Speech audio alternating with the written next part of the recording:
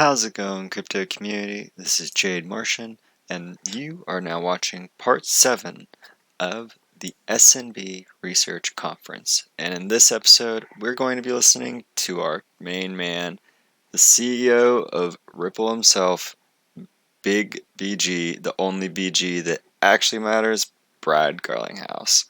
Alright, so now that I'm done hyping up the CEO of the company, who is the flagship developer for our crypto asset XRP. Let's listen to Charles here real quick, conclude upon Norman's statements in the previous video, and also introduce Brad. And then we'll pause him real quick and just talk about what he says, right? What Charles says here. I think a really Oops, allow me to fix the sound here. nice way to put it, that a lot of times central banks research has concluded that the CBDC is a really risky undertaking for a central bank, but you highlight that it's risky not to issue a CBDC as well, because then you've left it to the private sector, and then you need to worry about the regulation of the private sector. But now we have someone from the private sector, Brad Garlinghouse, who is the CEO of the financial technology company Ripple. So there you have it. Yes, we need to get CBDCs because if not, there is likely to be a private individual that's going to rise up and really cause a true threat to us if we don't actually adopt the CBDC. So, just to be clear, if you don't understand the threat here, let me introduce the threat. Brad, could you talk about this threat we're facing?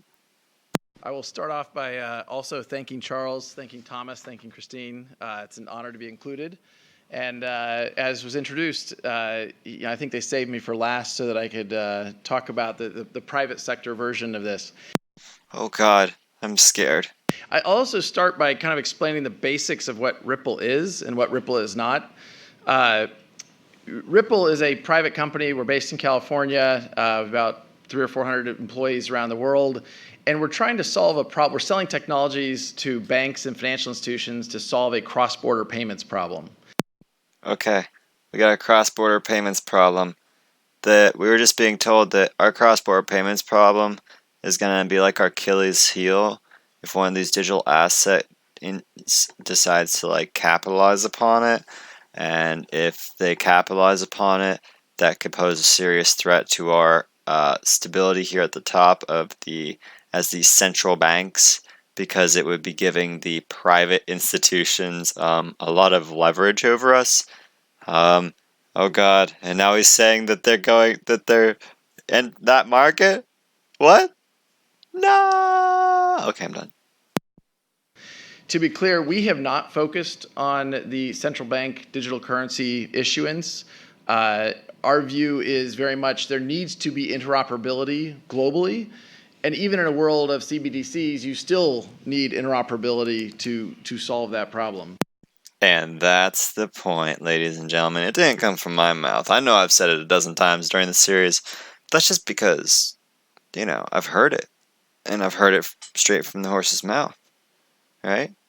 Even if you have a CBDC, even if you got a global coin, even if you're Facebook, oh my goodness, right? Facebook can't just dominate by releasing their own coin just because they're Facebook? No, they really can't. Facebook's actually kind of small when you take into consideration how much money the people in this room actually have, right? Oh my, oh my, oh my, oh my. I can't wait to hear about the future. Are you guys ready for the future? I've never been more excited for the future. Also, before I dive in, my comments are more focused on kind of explaining how Ripple's approaching this problem as opposed to just CBDCs. But I thought it worth spending a moment on how we think about blockchain at large and why it is such an interesting technology and I think appropriate for central banks and commercial banks to be looking at. For me, the novelty of any blockchain technology is the ability for two parties to transact without trust, but with certainty. So today, anytime we transact, we are transacting through a central counterparty, whether that be a correspondent bank where Ripple is focused, or that be a Visa or American Express, what have you. The opportunity around blockchains is to change that dynamic, and I think many industries, whether it's payments, what we're talking about today, or securities, or even loans, any of those transactions, I think, can be disrupted and made more efficient through blockchain technologies. All right, so with that kind of brief introduction, I'll be brief on some of my comments here because we've touched on this already. I think we would largely have few arguments with the idea that global payments today have not caught up with the age of the internet. We talk about slow. We've talked about the 14 days that Norman mentioned. The younger generations today are accustomed to be able to open up their smartphone and click on a button and have an ice cream delivered in 20 minutes. They aren't going to be very happy when it takes their payments, days and lots of costs to get to them. Another thing that is, I think, often lost upon us is the opaqueness in the problems with which correspondent banking currently operates. There's a 6% error rate self-published that 6% of all SWIFT transactions require human intervention. Now, that doesn't mean they don't get there. It just means that human intervention adds time, it adds cost, and what have you. And lastly, when we talk about cost, it isn't just about transaction fees. It's also about the pre-funding required for commercial banks and even large corporations and the cost of that capital. What's amazing to me is that these costs are often borne or burdened the populations that are least able to afford them. Data from the IMF and the World Bank would say that the average remittance costs around 600 basis points in a world where we think about the internet enabling kind of real-time instant information. Why can't we use these new technologies to build an internet of value?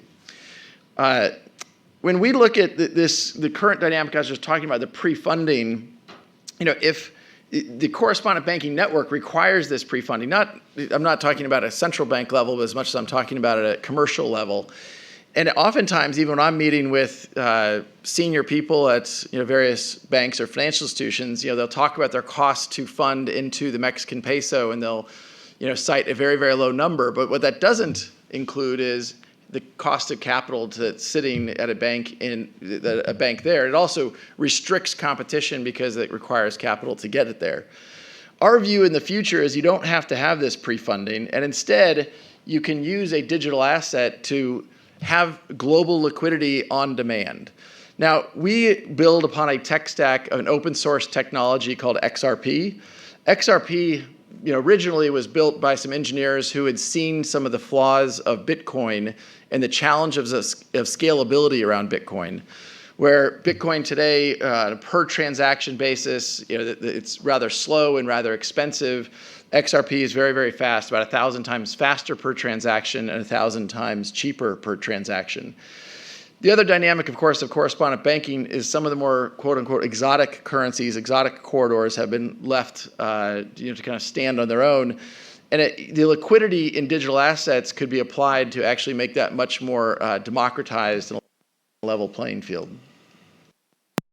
So there you go, ladies and gentlemen. What we just listened to is Brad break down for all of them that, not only is your current system slow and clunky, but even if you change over to the CBDC, it's still going to be slow and clunky. But don't worry, we have this awesome system called xCurrent. You can hop on it, don't have to worry about your nation's regulations or anything. If blockchain regulation is friendly to innovation in your country at some point in the near future, maybe we can bring you into xRapid, but no need to touch any digital asset until you're regulated and ready to jump in, right? And once you do, you'll have direct connection to your business partners vis-a-vis XVIA. Well, isn't that fantastic? And if that wasn't better, what's even, the creme de la creme is that, he just showed that beautiful chart with all the currencies, and he's like showing how the complexity is as far as like moving funds between them. And you can only imagine how crazy how crazy it would look if you had to have all of them between each other, right? Well, when you put XRP right in the center and all of them just feed from this decentralized ledger, it just works beautifully. Everything just goes hunky-dory. It's all beautiful. And now we're going to listen to Brad's vision, the vision of the Internet of Value. Ripple's vision from the beginning really has been to apply these technologies in the same way that TCP/IP and HTTP are the technologies underpinning the Internet of Information. These blockchain technologies will be the underpinnings of an Internet of Value, where we have connected devices, we have connected information that will allow payments to flow. And as Norman was describing, if you're a large corporation moving $100 million, that's one thing. If you're a freelancer working in the Philippines doing design work for a company in London, and you want to get paid $30 or 30 pesos, Philippine pesos, that's not a transaction that can easily be enabled. And in fact, for the companies that enable that, they require the freelancer to set up an account, and they don't actually pay it out until there's roughly 1,000 USD sitting in that account, and then they would pay it out. So Ripple has come to the market with 3 products, and I will just briefly touch on them. The first one is called XCurrent, and the reason why I'll point this out is because XCurrent doesn't touch crypto. XCurrent is just kind of Swift 2.0. It's a messaging framework that is much more efficient and real time as compared to fiat to fiat. That typically is how we start working with any bank or any financial institution, is on a fiat to fiat basis. The bottom product we see down here is called XRapid, and XRapid is really where we use XRP to fund real-time liquidity. We brought this product to market in Q4 of last year, and immediately we saw the demand for that type of product from banks, financial institutions who want to open up new corridors for payments, but don't want to open up new nostro-vostro relationships and the friction and overhead that goes with that. The third product is really simply an API that allows corporates to do real-time payouts into this network we call RippleNet. The challenge here, as many of you may know, is there's corporations ranging from Uber to Amazon to less technically efficient companies. They employ hundreds of engineers that just integrate into payment networks around the world. They're building custom APIs into payment networks in the Philippines or Indonesia, into the Middle East, what have you, so they can enable those payouts. We think by standardizing on an open source API, we can make that more efficient for everyone. We've been fortunate, and actually, I meant to say up front, I had a very good conversation before we started this panel. One of the things I worry about when we talk about blockchain technologies is sometimes they are a solution in search of a problem instead of a problem in search of a solution. There's many times when people come and talk to me about blockchain solutions, and I ask them, why can't we just use a database? Why is a blockchain a better solution? And in Silicon Valley, where I've been for 22 years, sometimes it's catnip for investors. It's just to get investors excited, where a database would be more efficient. Now, the reason why I offer these remarks at the beginning of this slide is I think one of the reasons why Ripple has done well is we've been very focused on solving a specific problem for a specific customer, and we've been focused on that for a long time. And we've been fortunate, therefore, to get about 200 customers globally now working with us in one way or another. So I'll conclude just by saying I think the excitement around blockchain is well-founded, and it will impact many, many industries in the same way the Internet of Information 20 years ago has impacted many, many industries. But I also think sometimes that the hype gets ahead of the reality, and we need to be clear about what problems we're trying to solve, whether it's at a central bank level, a commercial bank level, or in other industries altogether. With that, I will turn it back to you, Charles. So there you go, ladies and gentlemen. I hope you've enjoyed listening to Brad really just lay on the hurt, pull it back, and pull them all up into heaven by showing them the path forward that's going to save them all so much money and save us all so much money in human labor, in cross-border costs, in failed transactions with delays on payouts that set things back and cause all kinds of internal issues. Issues with getting people into the system that are causing that they are holding back potential growth that we could see in the economy. Like he's like, yeah, basically all the world's problems are because you're not using Ripple. But that's okay because we're here now. Thank you, Brad. Thank you for being here to save all of the bankers from the nightmare they created, right? But it's okay. Their white knight has appeared to save them, and I'm quite happy to see the results that have since come after this, right? Things that, again, many of you have probably heard about and listened to me preach about at the end of each of these videos. So I'll save it. But as for now, as usual, this has been Jade Martian. If you've enjoyed my content, please hit that like. If you're brand new, make sure you hit that subscribe. If you really, really like my content and you just haven't already, and you're a subscriber right now and haven't, don't forget to ring that bell.